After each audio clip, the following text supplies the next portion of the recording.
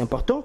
Et toujours dans cette réunion présidée par le chef de l'État, convoquant toute l'Union sacrée, on a vu l'absence remarquable du président Vital Kamerhe. La relation entre Kamerhe aujourd'hui et Fachi se trouve à quel niveau actuellement? Non, moi je peux vous dire, la relation ou les relations entre son Excellence Félix Antoine Tshisekedi Tshilombo, président de la République, oui, et avec l'honorable président de l'Assemblée nationale, Vital Kamerhe, se porte à merveille. Il était absent dans la salle. Il était absent dans la salle parce qu'il était en déplacement. Il était en Afrique du Sud. Ici, ce n'est pas un endroit idéal où nous pouvons tout dire, oui, mais vous devez savoir que nous continuons dans le cadre de la diplomatie agissante. Et il était en Afrique du Sud. Je ne pense pas que pendant cette période de crise, il pouvait quitter le pays de lui-même. Sûrement, il a été chargé d'une mission quelconque par le chef de l'État. Le chef de l'État, président Félix Antoine Tshisekedi Tshilombo, le président élu ici en République démocratique du Congo, le président en exercice, jusqu'en 2028, a annoncé un nouveau gouvernement qui s'appelle ou qui s'appellera le gouvernement d'union nationale. Cela veut dire quoi?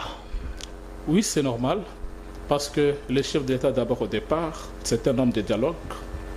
Il a toujours prôné le dialogue. Il tend la main à tous ses compatriotes, qu'ils se joignent à lui pour que chacun apporte, à partir de son expertise, quelque chose pour pouvoir mettre fin, stopper la guerre d'agression dont nous sommes victimes. Alors, tout Congolais épris de paix, je pense, il doit saisir cette opportunité pour pouvoir apporter quelque chose de positif à notre nation, pour sauvegarder d'abord l'intégrité territoriale qui est menacée, fortement menacée. Et nous avons aujourd'hui des territoires qui sont occupés par les agresseurs, par les Rwandais.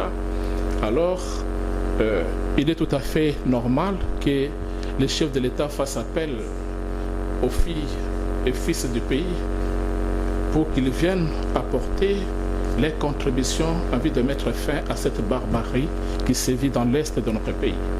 Mais certains disent que le gouvernement actuel n'a pas atteint sa mission. C'est un gouvernement qui a montré ses limites, ses insuffisances. Le gouvernement Judith Suminwa, tout le cas, vous ne voyez pas que les chefs se cachent derrière la guerre de l'Est pour créer un nouveau gouvernement, d'autant plus que le premier gouvernement qui est en place actuellement n'a pas pu satisfaire aux besoins des Congolais, le président Sabin. Non, moi je ne dirais pas ça. Par contre, dans cette réunion, à quoi vous faites allusion, oui, le chef de l'État a félicité le gouvernement. Oh, comment ça? Le chef de l'État a félicité son Excellence, Madame Judith Suminwa, a félicité également la ministre des Affaires étrangères, Madame Thérèse Kaikwang, pour le travail abattu sur le plan diplomatique. Si aujourd'hui... Président Sabin, s'il vous plaît, c'est important. Je pense, attends, c'est important, c'est un terrain très, très glissant. Le chef d'État peut féliciter Judith Suminwa sur base de quoi? Parce que déjà Thérèse... De son travail. Non. Bon. De sa prestation. Mais parce qu'on ne les sent pas sur le terrain, président Sabin. Mais, tu peux citer Thérèse, on accepte. Mbemba actuellement montre ses prouesses. Permettez. Oui, allez-y. Que ce soit Jean-Pierre Mbemba, que ce soit la ministre des Affaires étrangères, mais ils sont tous membres du gouvernement Suminwa. Alors vous ne pouvez pas parler des autres sans pour autant commencer par citer celle qui est la chef du gouvernement. Très bien, allez-y, très bien. Alors, c'est pourquoi je vous dis, le gouvernement fait son travail. Aujourd'hui, les résultats qui sont donnés sur le plan international, avec toutes les sanctions qui tombent maintenant sur le régime de Paul Kagame, sur les Rwandais. Oui. Mais c'est grâce à ce gouvernement. Qu'est-ce que vous voulez qu'on vous dise? Ouais.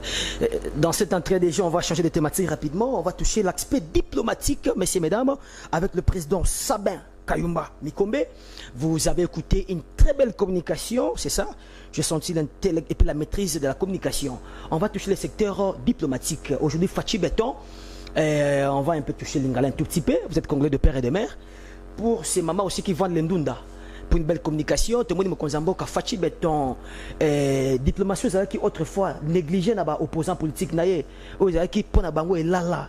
Et ça, que le côté président Sabin, et même résultat. Aujourd'hui, on peut appeler ça une diplomatie agissante. Quelle est votre lecture quant à ça? D'abord, il y a le Bosso, il faut couper ça. Merci na mokonzi ya mboka. Très bien.